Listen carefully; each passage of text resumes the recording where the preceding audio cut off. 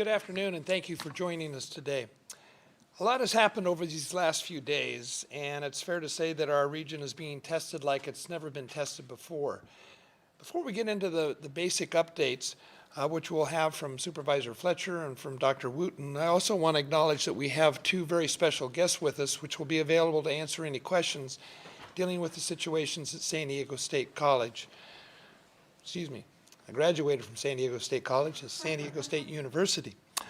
We have honored to have with us Dr. Andrea Dooley, who is the Associate Vice President for Health, Wellbeing, and Accessibility, and also Dr. J. Luke Wood, who is the Vice President for Student Affairs and Campus Diversity, and they will be available later if there are questions coming up with the San Diego State University campus.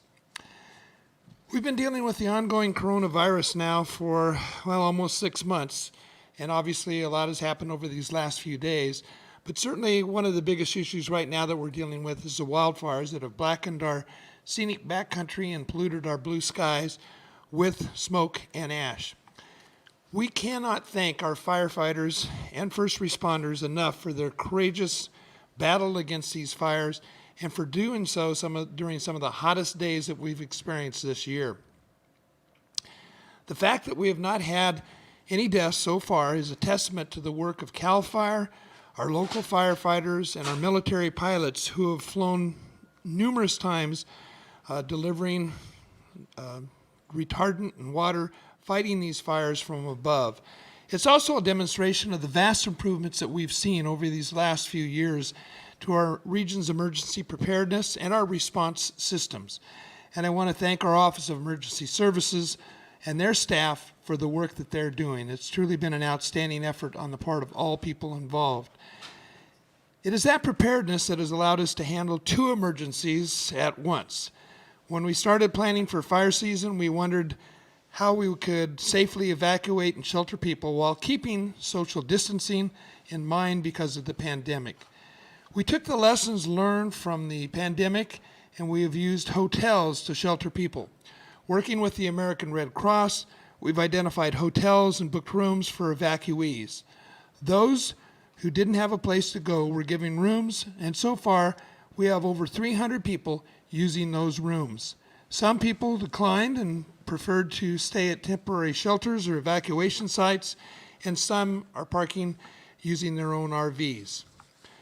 Our public health nurses are working with the American Red Cross to screen evacuees for COVID-19 and ensure that evacuees are wearing facial coverings and practicing social distancing. Also, the incident management team has developed a wildfire COVID-19 screening tool that is being used to screen first responders and provide guidance on what to do with an individual exhibiting symptoms. But let's be clear, we're not done yet with this fire and the others that may come during this fire season. September is National Preparedness Month, and I urge all of you to put together a personal disaster plan and talk with your family about what to do during an emergency. You can get more information at readysandiego.org. Let's all get prepared and remain vigilant for whatever comes our way. With that, we're going to move into our regular update on the coronavirus. I want to start with some good news and let you know that FEMA and Cal OES, or the California Office of Emergency Services, have extended the popular Great Plates Delivered program through October 9th. This program provides meals to seniors who are among the most vulnerable to the effects of COVID-19. Participants are paired with a local restaurant and receive 3 nutritious meals a day. We currently are serving more than 2,700 people, but we can serve more, and we encourage eligible older adults to call today. And remember, the County of San Diego also established the Great Plates 2.0 Dinner Delivered program. Great Plates 2.0 provides 1 hearty meal a day to adults of all ages who are living with a health condition or disability that makes it difficult to prepare or obtain meals. We are currently serving 280 people in Great Plates 2.0, and we can also enroll many more people for this program also.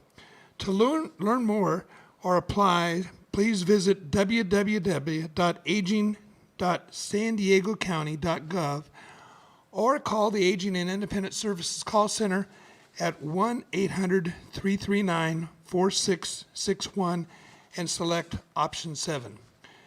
Now we're going to move on into our updates today, and we have, again, 2 special guests from San Diego State University who will talk about the COVID cases there. If there is questions, it's Dr. Andrea Dooley and Dr. J. Luke Wood, who are both vice presidents at San Diego State University. With that, I'm going to introduce my colleague, Supervisor Nathan Fletcher, to go ahead and give us an update.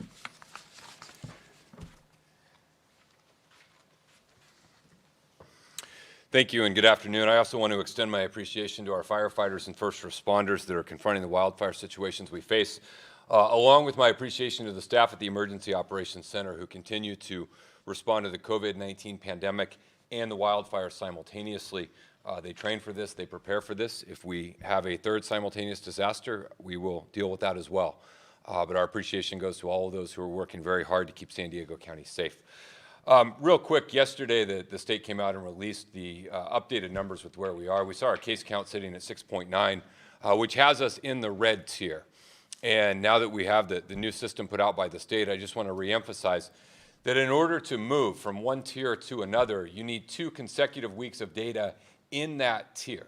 And so if we saw a significant increase or a slight increase over 7, we would have to be there for 2 consecutive weeks before we would officially move into the purple tier with the changes and restrictions that go with that. If we saw a massively significant decline, then we would also have to be in that next lower tier number-wise for 2 consecutive weeks before we would officially move there and have restrictions change. So right now we are in red. The state outlined that yesterday at 6.9, and any change we could stay in red for a considerable amount of time. We could potentially move up. We could theoretically move down. But again, you have to have 2 consecutive weeks of data in that higher or lower tier before you officially move and the changes in posture take effect. And so I think that that's important to keep in mind. We do continue to work with the state around testing data. The state is going to be using our testing data and results to reflect on their website until such time as the technical glitches can be corrected between the 2. And we'll continue to work with them on issues around testing and possible variants around case count based on testing and other issues. We will work with them. I do want to point out we are at 6.9 for our case rate, which means if we go up 0.1%, that's 7, that would begin the clock counting on that higher tier. And that is a situation that we want to avoid. Obviously, we have a lot of things going on in San Diego County. We have kids beginning in some limited capacity to go back to K through 12 education. We have our institutions of higher education that have their students back. And I want to thank Dr. Dooley, I want to thank Dr. Wood, and I want to thank the San Diego State team. They have a very difficult job in terms of what they're doing. They have good protocols, procedures. They're cooperating fully in testing and contact tracing. They're being very transparent and taking action, and we appreciate that as they work through what is a very difficult situation. But we have schools coming back. We just had a major holiday this weekend, and we have a number of businesses that were reopened just about a week ago for more type settings to be open and available. With all of those things going on, each and every one of us have to redouble and recommit ourselves to doing everything we can to slow the spread. We want to see our case counts go down, not go up. We want to see our percentage of positive go down, not go up. And in order to have a shot at doing that, it is going to take an incredible effort on the part of each and every one of us to utilize face covering, physical distancing, hand washing, avoiding large indoor settings. But we need to do that as a region, and we need to do that in order to have a shot at continuing our forward progress and staying in a good position. And so we take seriously the challenge in front of us, and we continue to implore the public to remain vigilant in spite of all the challenges we face. With that, I want to give an update on 2 testing-related things. The first is some new additional testing opportunities that are available for no appointment necessary. These are drop-in testing locations. We have 4 of them, which you see on the screen right there. One in North Cal State University, San Marcos, VSAT Engineering Pavilion. We have one in North Central University of San Diego parking lot, one in the Central Tubman Chavez Community Center, one in the East San Diego State University parking lot, 17B, and 2 in the South, Mar Vista High School and San Ysidro Port of Entry. You can get details. These are all open either 5 or 7 days a week for the majority of the day. If you go to 211sandiego.com, You can get more information on the exact address, specific location, along with the days that they are open. But each of these, again, are no appointment needed. Anyone in San Diego County who would like to get tested can feel free to stop by any one of these locations, and testing will be available to you. We've continued to work to increase our speed, our turnaround time, and our capacity, and we have the ability to expand our no appointment county testing sites to provide more testing to the general public, and we encourage those interested to please utilize these sites or the other sites through the existing 211 San Diego site. We also have made progress, if we go to our next slide, around our lab processing time. So our hospitals continue to do great. Public Health Lab, Helix partnership, again, those are pretty consistent throughout the past few months, and turning those around quickly, which really is vital to the contact tracing and case investigation process. But we've also seen considerable progress in the state's walk-in, let's get tested lab. They're now down to 1 to 2 days. That is a significant improvement. FQHC clinics continue to do well at 1 to 2 days, and our commercial labs are doing much better. It was not that long ago that those were up significantly, and they've done a good job to catch up to increase the speed at which testing can be turned around. With that, let's jump into today's report. You'll see today our 7-day average of daily tests is 6,339. Percentage of positive is 4.5, and again, total tests reported just under 900,000 tests. Contact case investigations, contact tracing, again, in a good position of our metric of over 70%, but both are in excess of our stated goal, which is over 90%. Total case investigations performed there, you see at the bottom, 46,481. And then on the right, you see our treatment cumulative number of folks in public health rooms, 7-day average, along with convalescent plaza, over 2,000. For today's positive cases, today we're reporting 247 positive cases out of today's total of 4,556 for a 5% percentage of positive. In the purple line there, you see our rolling percentage of positive average. We'd like to see this number preferably be declining, at a minimum staying flat. And this represents a little increase we've seen over the last 2 weeks in our community spread and transition, and that's why we continue to really implore everyone to be very vigilant as we move through these crucial next few weeks. Daily hospital census remains pretty static, basically where we were a week or down a little bit from 2 weeks ago. 96 COVID-related in ICU, 271 total COVID-related hospitalizations, so that number is encouraging. Total hospitalizations, you'll see COVID on the bottom at 271, non-COVID at the top. Again, holding reasonably steady and flat, about where we were a month ago. It's dipped up, it's dipped down, but again, holding below that 80% threshold, which is one of our metrics.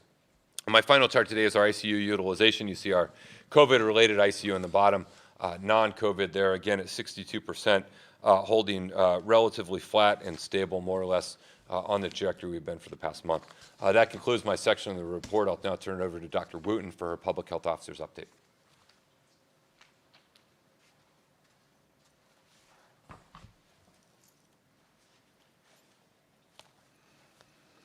Good afternoon, everyone, and thank you, Supervisor Fletcher. Today's local statistics for San Diego County are from reports of 11:59 p.m. yesterday, which is Tuesday night.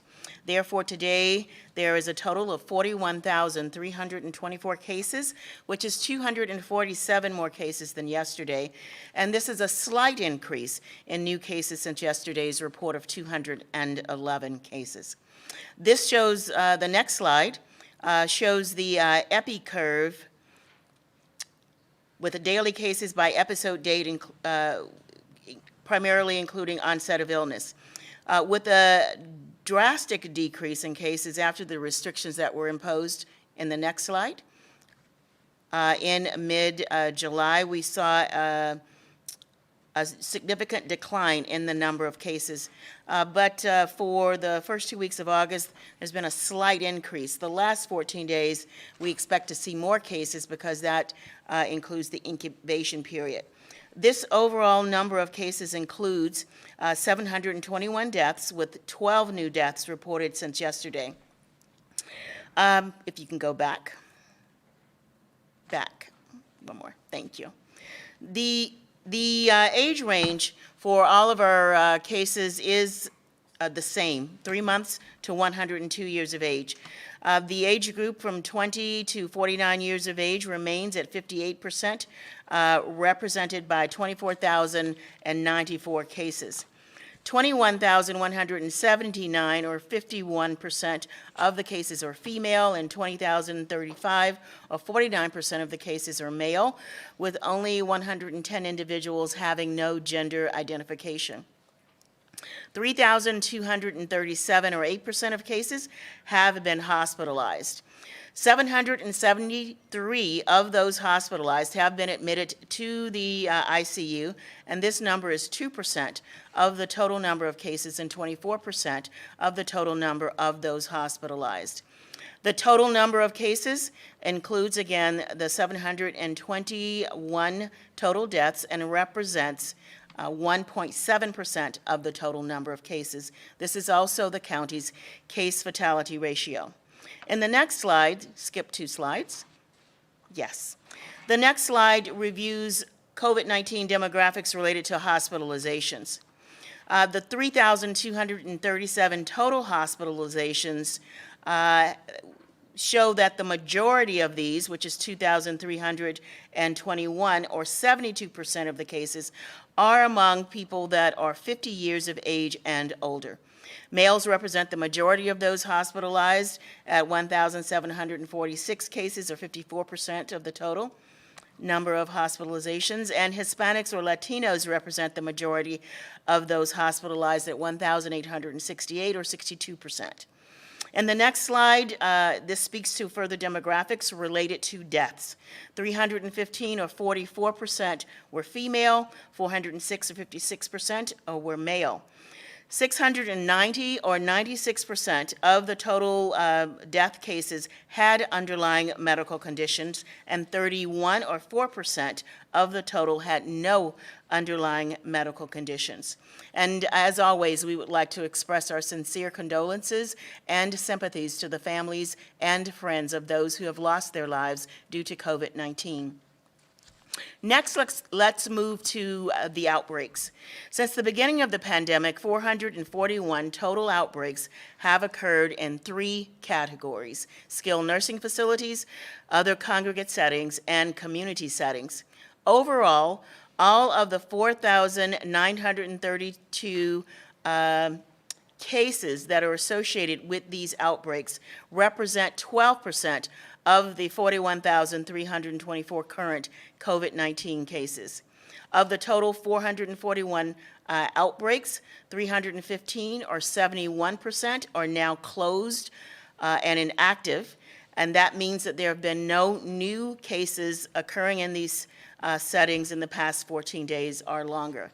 This leaves 126, or 29%, approximately a third, of the 441 outbreaks as active outbreaks.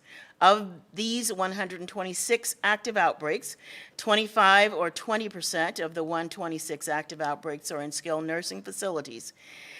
In this setting, there have been 881 residents and 584 staff with laboratory-confirmed COVID-19, and this includes 159 deaths. 31, or 25% of the 126 active outbreaks are in non-skilled nursing facilities or other congregate settings.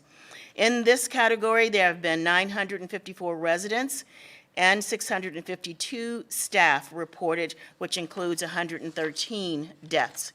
Lastly, 70, or 56% of the 126 active outbreaks are in community settings and represent 1,861 cases, including 13 deaths. Now, our triggers dashboard also includes a trigger for community setting, outbreak trigger. And this is the only trigger that is red on our, out of our 13 triggers. Community setting outbreaks are defined as 3 or more laboratory confirmed COVID-19 cases that are epidemiologically linked and in different households with onset within the past 14 days.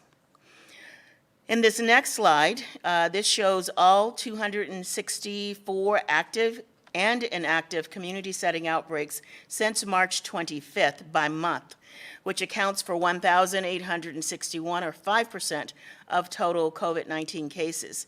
Keep in mind, currently only 70 of the 264 community outbreaks are still active. As you can see in this next slide, the outbreaks will actually go back. Thank you.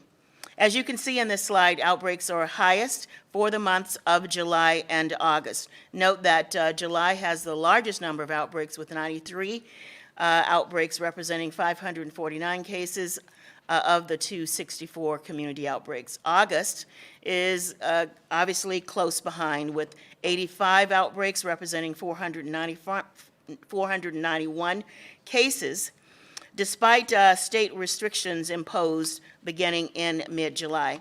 And the community setting outbreaks have slowed down for the month of September with 25 confirmed outbreaks to date. Now, this next slide shows the 264 outbreaks since March 25th by community setting. The top 3 settings of all of the 265 community setting outbreaks include 64 outbreaks in restaurants/bars, plus 18 in restaurants for a total of 82 outbreaks. We have 75 in various businesses and 22 in healthcare settings. Today, we are reporting in the next slide 22 community outbreaks for the past 7 days from September 2nd to September 8th, which represents 103 cases. Today, 3 new community outbreaks were added, and this includes, in the next slide, 2 businesses and 1 restaurant/bar. Overall, shown here in the next slide are the 22 outbreaks by settings, which includes 8 or 36% occurring in various different types of businesses representing the largest group of outbreaks for a particular setting. Now, last week, everyone is aware that the governor announced the Blueprint for a Safer Economy, which is intended to reduce COVID-19 in the state and consists of revised criteria for loosening and tightening restrictions on activities. The Blueprint for a Safer Economy replaces the county data monitoring list that you have been familiar with in the past. There are now only 2 primary metrics used for the monitoring list, and this is case rate and % of testing positivity. But also testing volume is important and is the first step to calculating these 2 metrics.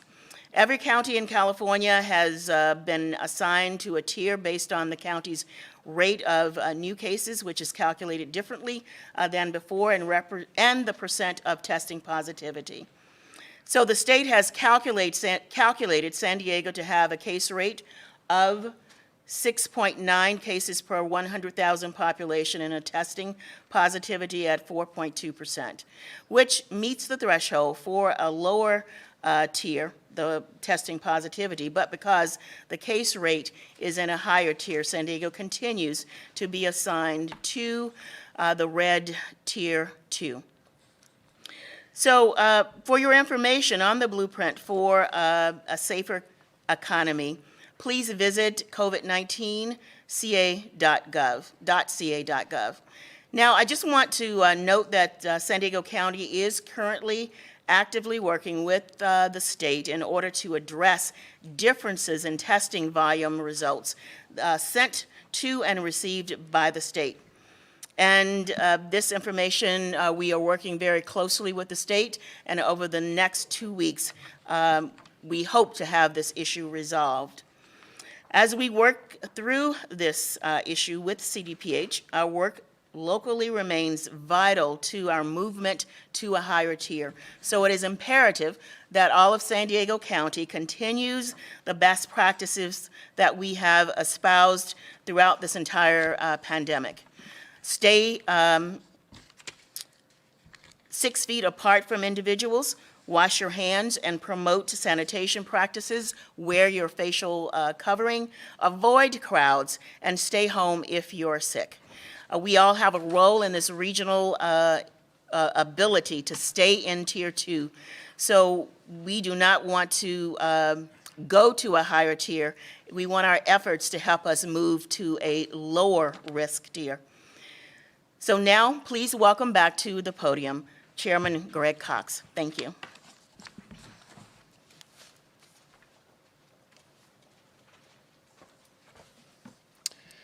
Thank you, Dr. Wooten. Before we get into the questions, I just wanted to reemphasize 2 points. Anyone interested in getting a COVID-19 test, if you're interested to know where those locations can be on a drop-in basis, we encourage you to get on the 211 website, which is 211sandiego.org.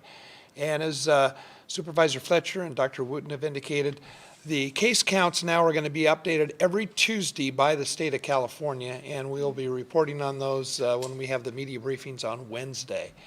Starting next week, we're going to be down to 1 briefing per week, which will be on Wednesday at 2:30, unless there's breaking news that would necessitate calling a special media briefing. With that, we'll go right to the questions. The first call is from Artie Ojeda with NBC7. Thank you, Chairman Cox. You sound great, by the way. Regarding the 400 cases connected to San Diego State, as you mentioned, the university has a proactive student COVID policy, but the presumption is that many of these cases are happening off campus. They're happening off campus. The university, of course, has hired a private security company. I know Dr. Wood has been out there. But what authority does a private security company, and for that matter, the university, have over off-campus activity? And what are, at this point, the county compliance teams doing to help out the cause? Okay, I believe Dr. Wood is going to come up and respond to that. He's the Vice President for Student Affairs and Campus Diversity at San Diego State University.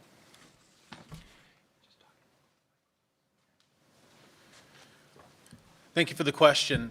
I think it would be good to kind of recap everything that we've done thus far. So in our college area, which is near campus, what we've done is that we have prioritized having security that's in places, which was mentioned in the question.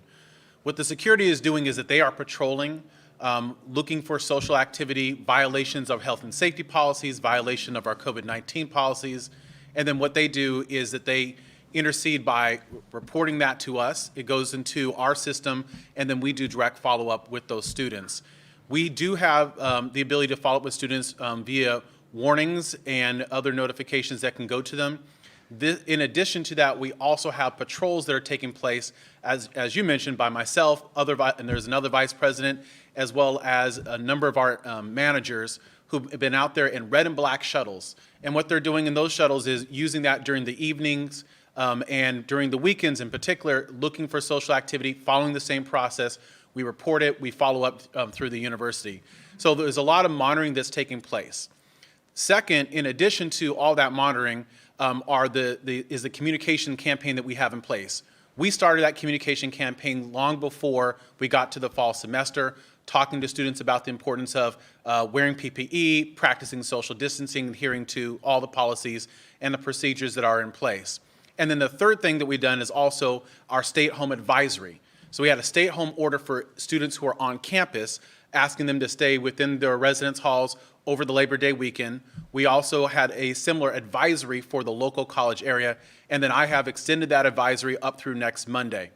It's important to know that these different factors are working. If you go into the college area in the evenings, you'll note that there is a significant reduction in the amount of social activity that is taking place.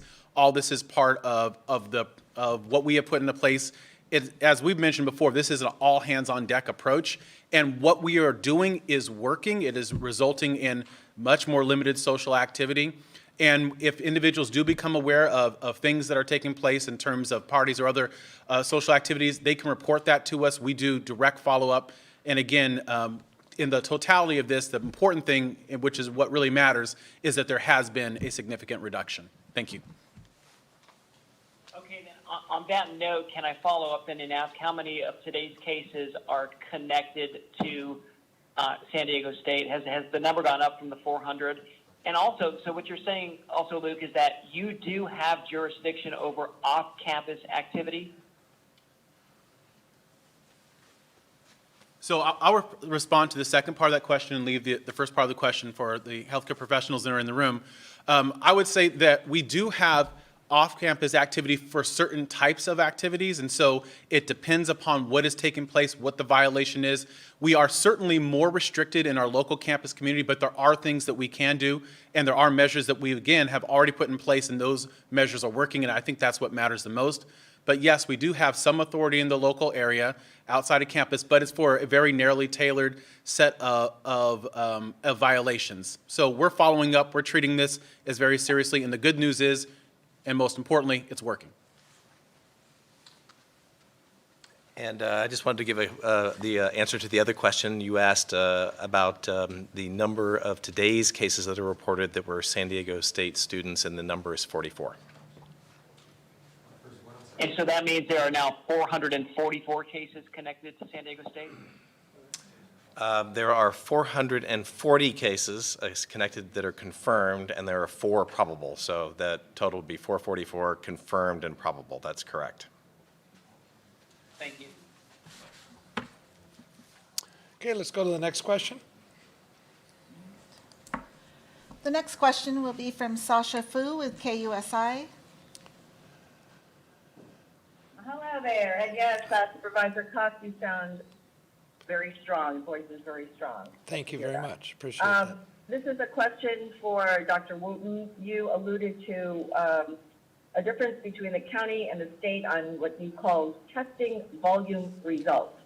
So I'm going to take the liberty of reading a little bit into that. Is the state suggesting that the county is not testing enough? Okay, Dr. Wooten.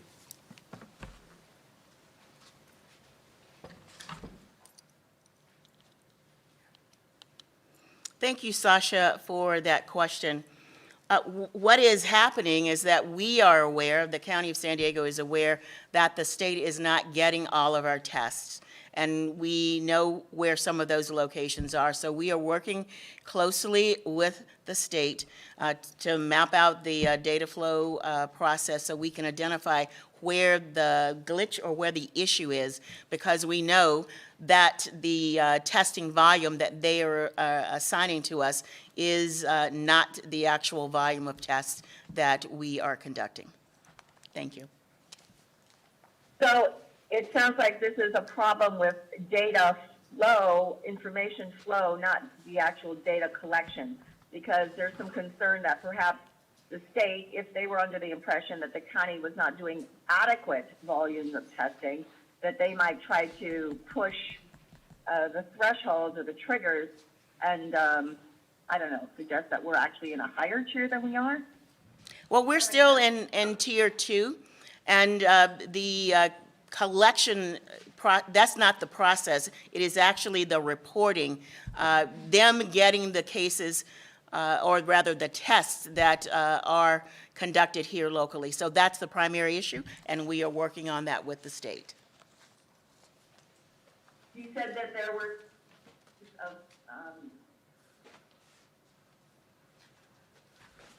Okay, we'll go to the next question.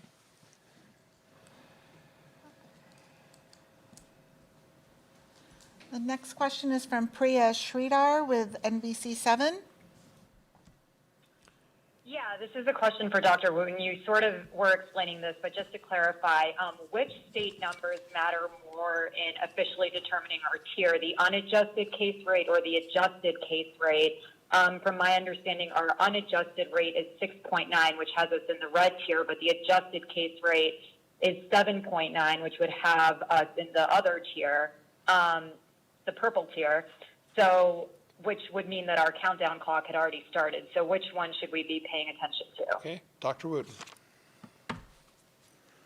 For further clarification, and thank you for that question, everything hinges on testing volume. The testing volume is used to determine the testing positivity, and the case rate is adjusted or could be adjusted if your testing volume is not at the level as prescribed by the state. Right now, our case rate is 6.9. That is the unadjusted, and that's where we are, and that's, the state agrees that's where we are now until this whole process can be adjudicated. Does that explain and answer your question? Yeah, can you just clarify what the 7.9 then is if we're meeting all the state's thresholds for testing? So the state, and this may change, but they determined an adjustment factor. If you were meeting state average for testing or above, there's a factor that they use that helps to lower your case rate.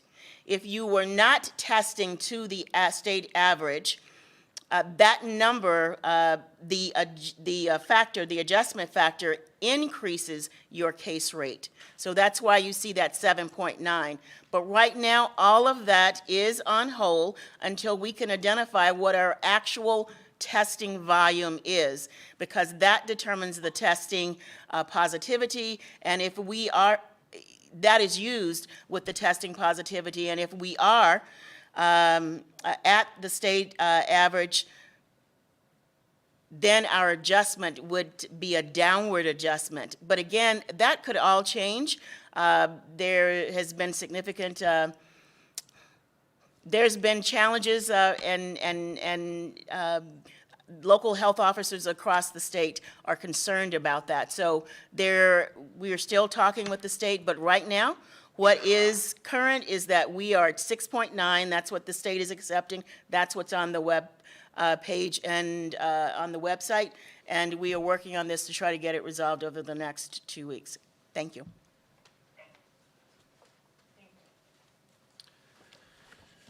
Okay, we'll go to the next question. This question is from Brandon Lewis with Channel 8.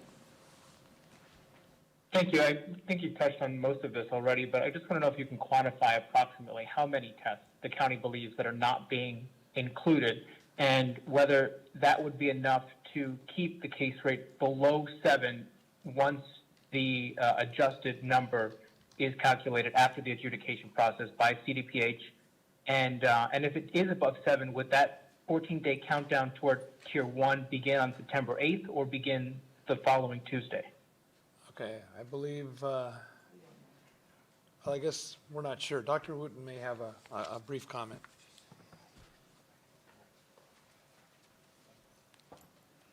It would be premature at this time to give any numbers. All we know is that our numbers are not accurate, and we are working with the state to resolve the issue.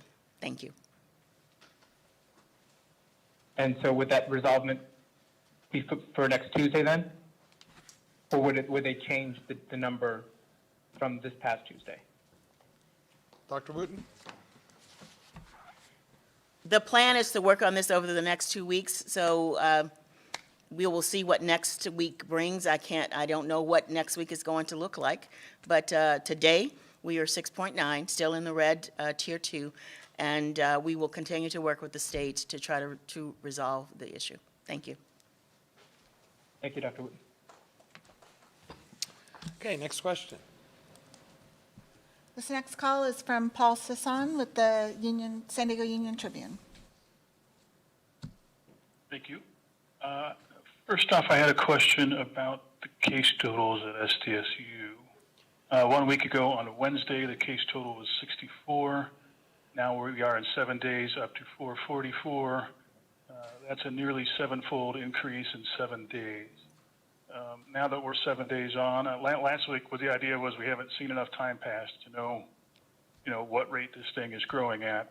Now that 7 days have passed, can we say more about whether you're worried that this thing is growing at a serious rate that indicates pretty much no social distancing, mask wearing, et cetera? Okay, Dr. McDonald's going to respond. Yes, thanks, Paul, for that question. And I know that's a follow-up from a question that you asked me, I think, last week. We're concerned about this number of cases. Obviously, it's a very large number in aggregate who are San Diego State students. Our investigations thus far look like there are a number of groups of students within that that may be separate outbreaks, but we're still investigating the connections between them, and it will take some time. And the important thing is when you identify cases, you need to be able to identify them quickly, identify their close contacts quickly, have them take action, get tested if necessary. And that is one of the reasons why the numbers have built the way they have.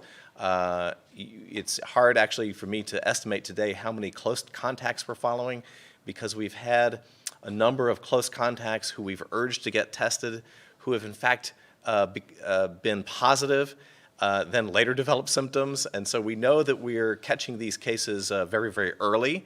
And so our isolation and quarantine of those students, which is very, very effectively being carried out both on campus and off campus with the various groups that we're interacting with, we feel is in fact reducing the transmission. We won't really know that until down the road, as is the case with many outbreaks. And so I do feel that we are bending the curve at San Diego State. Certainly just anecdotally, case by case, these numbers will continue to grow, and we have a number of cases under investigation.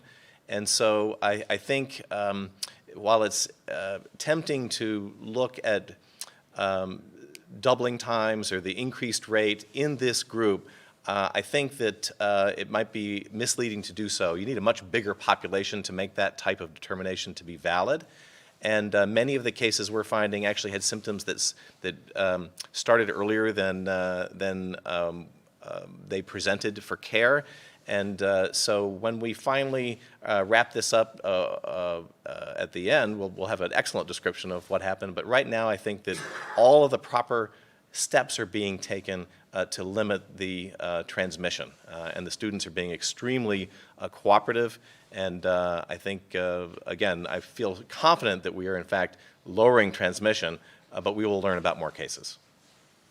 Dr. McDonald, a follow-up. Yesterday, the case was that none of the 400 students who have tested positive have been hospitalized. Is that still the case now that we're up to 444? And if nobody's been hospitalized, what does this say about, what this outbreak situation is in terms of a danger to the overall community? If nobody's being hospitalized, then how much should we really worry about this? It's not overwhelming the hospital. Well, I think there's three components to that question. One is, are there any hospitalizations? And as of today, we can report that there has been one hospitalization in a San Diego State undergraduate student, currently still in the hospital. But the group of individuals who are getting COVID are in the group that actually does usually very well and doesn't usually need hospitalization, doesn't have significant morbidity or mortality. It's the 20 to 29-year-old age group that most of these students are in, and so they are tolerating this well. The issue is we don't want them spreading it to others. If we can keep it contained in this group, they're not in turn spreading it to vulnerable individuals in that age group who have medical conditions that make them vulnerable, or people who are older with medical conditions that make them vulnerable. So the fact that the students are able to stay in place, comply with the quarantine and the isolation, and in fact other students who aren't known to be close contacts also limiting their exposures will in fact lower the rate. And I'll also say that we do focus on deaths. That's the ultimate bad complication. But remember that COVID-19 has been associated with a myriad number of complications, and strokes, for example, heart conditions, some of which can be long-lasting. And we're learning that can affect young people too. So I think we need to aggregate all that information together when we say, are we concerned? The last part of your question is that the community as a whole needs to take lessons from this, that by doing the things that we're asking the students to do, if they are doing those things in the public, social distancing, washing hands, not having social gatherings, that will, in fact, again, lower the transmission rate so we stay in the current tier and, in fact, are able to improve to better tiers later on. And then this question is for the SDSU folks. On Friday, there was an update that there had been about 400 students who had been cited for violating public health guidelines. Could we get an update on that? Has that number gone up through the weekend? Okay, Dr. Wood is going to respond to that question.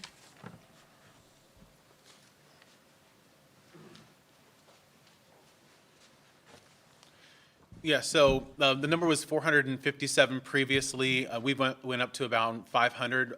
We're, again, seeing much slowed activity in the college area as well as on campus, so it's gone up only slightly since the last time that we reported.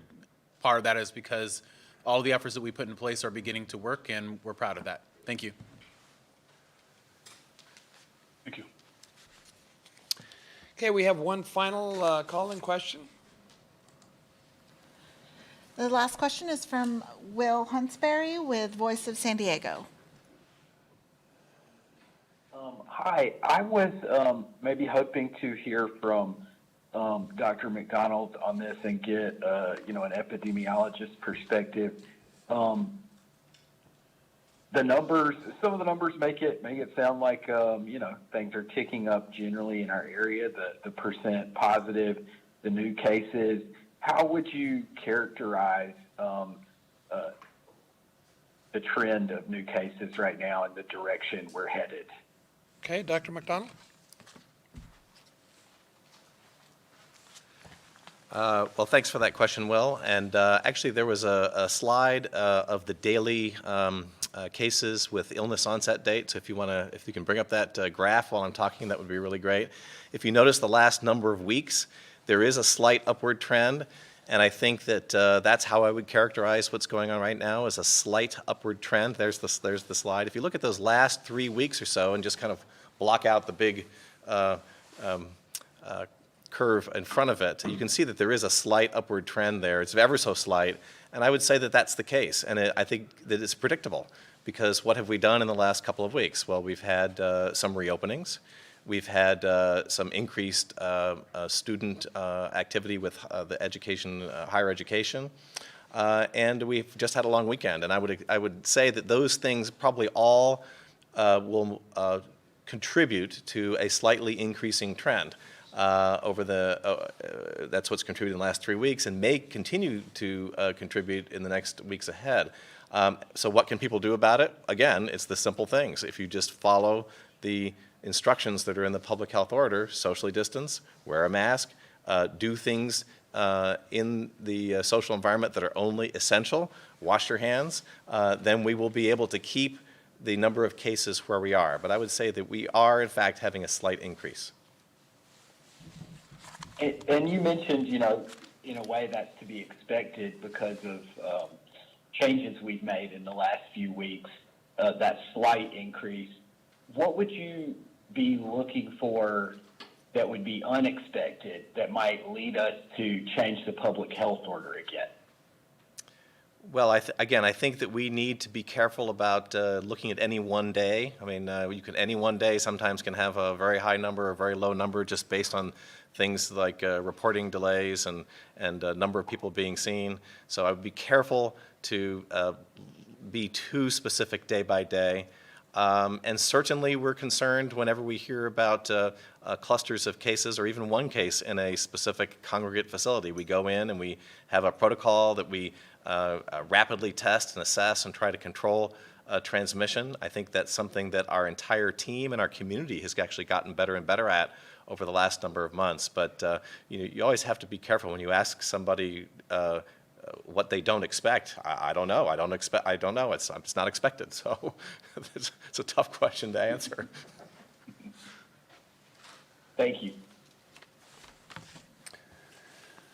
Okay, that completes our phone-in questions. We do have, I think, 5 texted questions, and the first couple of ones are going to deal with San Diego State University.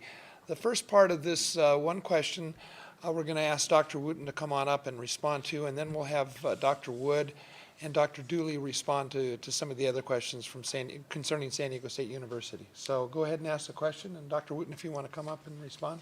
Okay, so this first set of questions is from Claudia with Univision. The first question is, could the outbreaks at SDSU skew our positivity rates to the point where as a county we might be bumped over to a purple or widespread category, leading to possible closures in the county?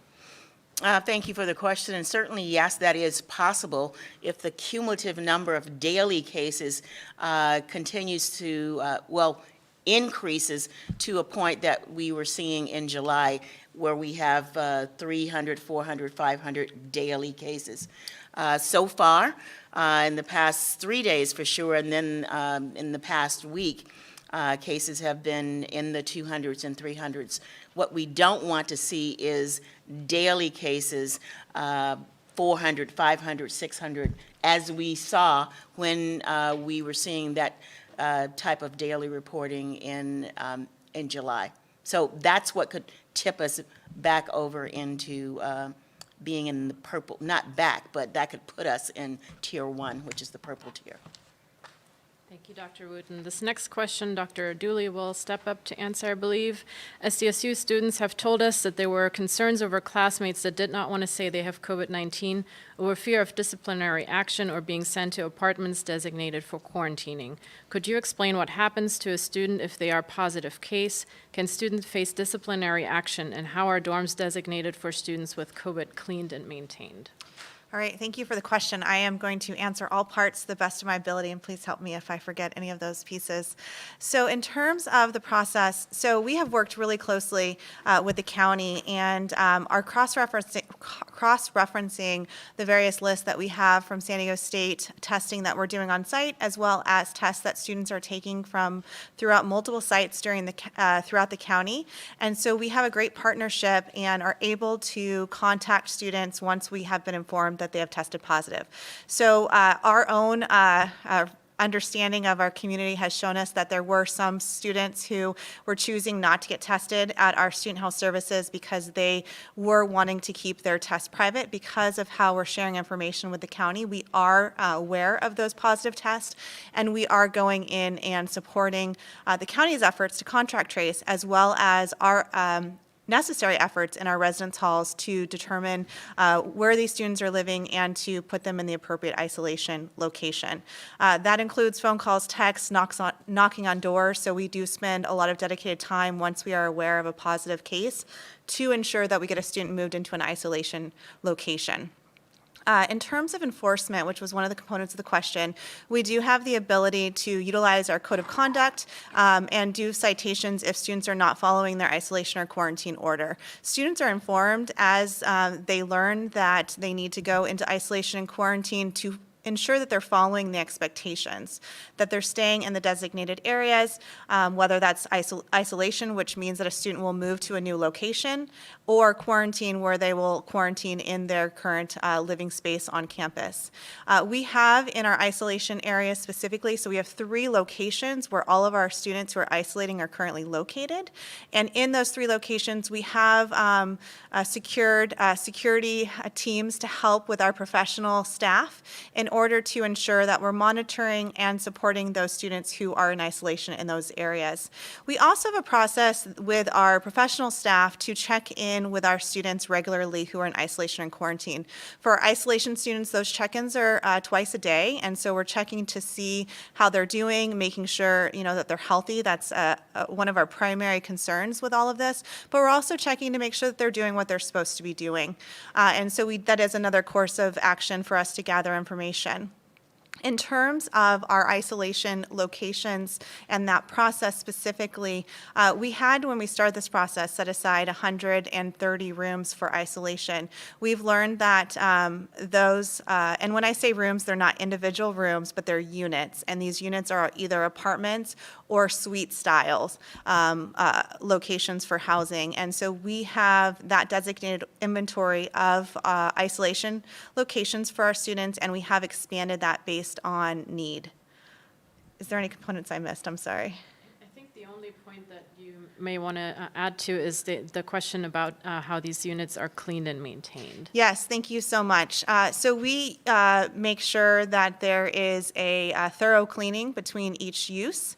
And prior to a student coming into one of these isolation locations, we do have linens and a number of toiletries, a number of other things that are placed in those rooms to ensure that the student has what they need.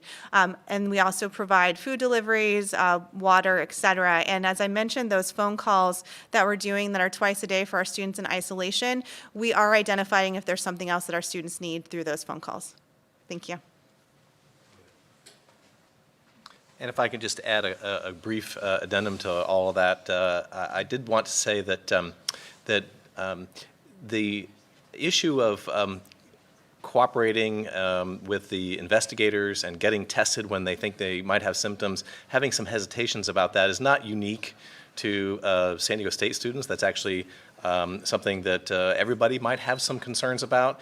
I'll say that that's one of the reasons why we are doing this, our case investigations and our contact tracing with sensitivity to those concerns, ensuring that information that needs to be confidential is confidential.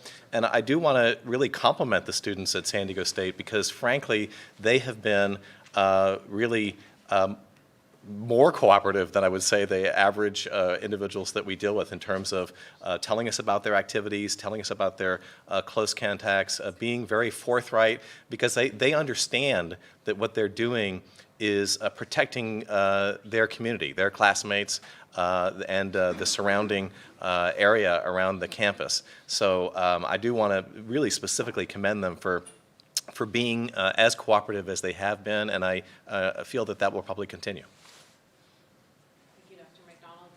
Part of the question from Claudia is, are a limited number of classes at SDSU returning tomorrow? If so, how many? Is in-person instruction set to return on October 5th?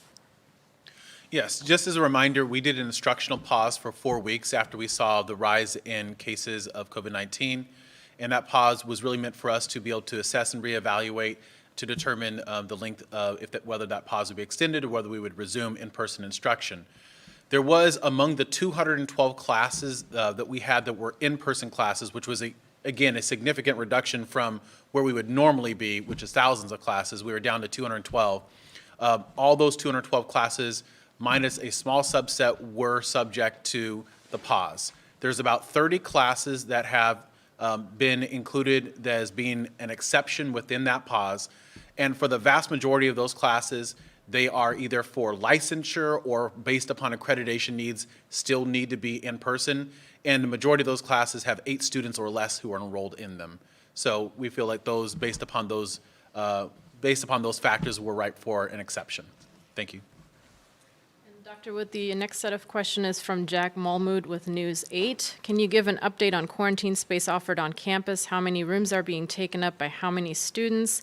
Also, is there an update to the amount of health violations issued, and have any of them led to expulsion or suspension?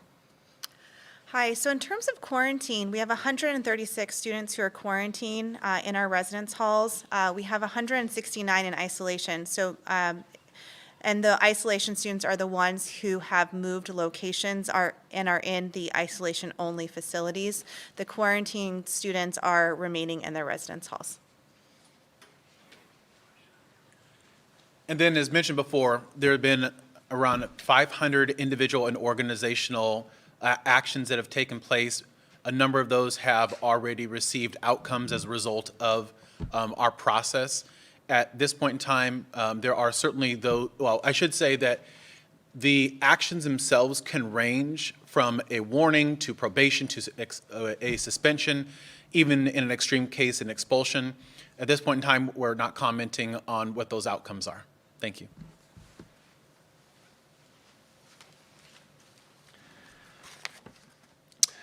Well, we just got through Labor Day, but already we're having questions concerning Halloween. So I'm going to ask Dr. Wooten to come on up and be prepared to respond to this question. This is actually a question several reporters have asked. I'll read this one from Mario Sevilla with 10 News.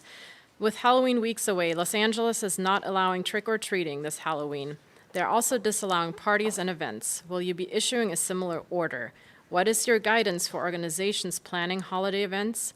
And if not now, what is your timetable for making that decision? Well, first of all, we've just learned that Los Angeles has rescinded their banning of the Halloween festivities. And during the cloud of the pandemic, we have to get joy where we can.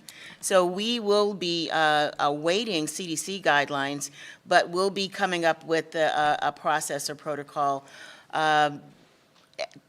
For example, drive-through Halloween event to allow children to don their Halloween costumes. And we plan to probably have that codified by the end of this month. But right now, there is no discrete plan. Thank you. Dr. Wooten, if you could stay up there. This next question is from Lemur Abrams with CBS 8. We've seen dramatic video over the weekend of massive parties in Mission Bay. Researchers are already worried about these types of super spreader events. How worried is the county that the parties could contribute to a new spike in cases? And can you tell us why there wasn't greater enforcement to prevent such parties? We were told 2 people were arrested, but police will not provide us additional information. Well, first of all, we are always concerned about gatherings. That's the reason every time we engage you that we talk about those practices that can prevent the spread, and gatherings is one of those, meeting in large groups, particularly with individuals outside of your household. So each jurisdiction has the authority to police the events that are in their area, and we also, as you are aware, have our county's compliance team, where if individuals or entities report gatherings, I even get individual complaints over email, and we pass that on to our compliance team. So we are doing all that we can to work with the various jurisdictions and also to conduct the assessments of issues that are brought to our attention. Thank you.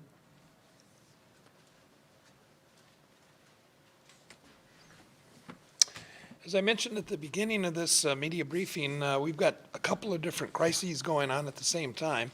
This next question has to do with the evacuees from the fire and the hotel rooms that they're using. And we're going to ask Gary Johnson, who's our Chief Resilient Officer, to respond to that question.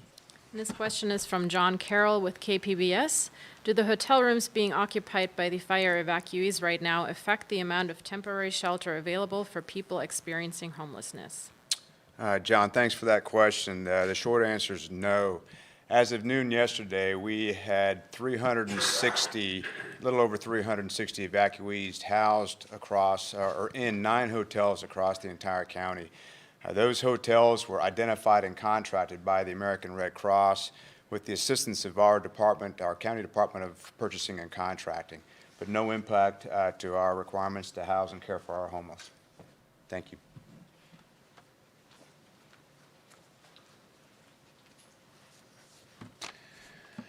We have one final texted question, and I think I'll try to respond to that question. This one is from Mike McKinnon with KOSI. Businesses that haven't been forced to permanently close haven't operated as normal for nearly 6 months. Besides Supervisors Gaspar and Desmond, is anyone from the county working to get Governor Newsom to allow businesses to reopen quicker than his guidelines allow, or does everyone support his guidelines?